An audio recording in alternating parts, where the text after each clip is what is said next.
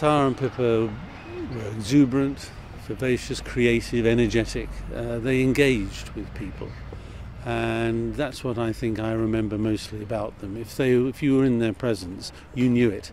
They were there, and they engaged with you, and it was just very exciting. And so that's what I remember. Well, they travelled a lot together. They'd been to Australia, Tara had been to America, they'd been to Croatia and Europe. They travelled a lot. Travelling was part of this taking on the world, which they did as girls. And I think they felt Africa was somewhere they hadn't been to, and so they wanted to drive down to Gambia. Unfortunately, they didn't get as far as that for various reasons. But this was another part of them exploring life and just finding things out and seeing what was out there. That's what they did as two sisters.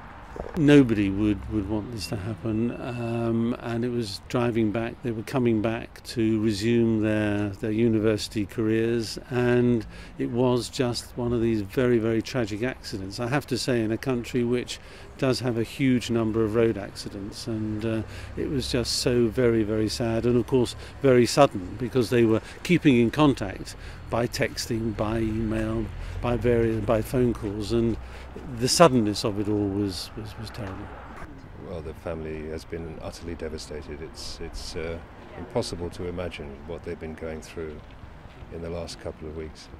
But they've handled themselves with enormous grace and dignity, and they've been intensely grateful for the support that they've received from the community, not just the immediate community of the Whiteparish village, but also the wider community of their friends, and particularly the girls' friends, who've been wonderfully generous with their support.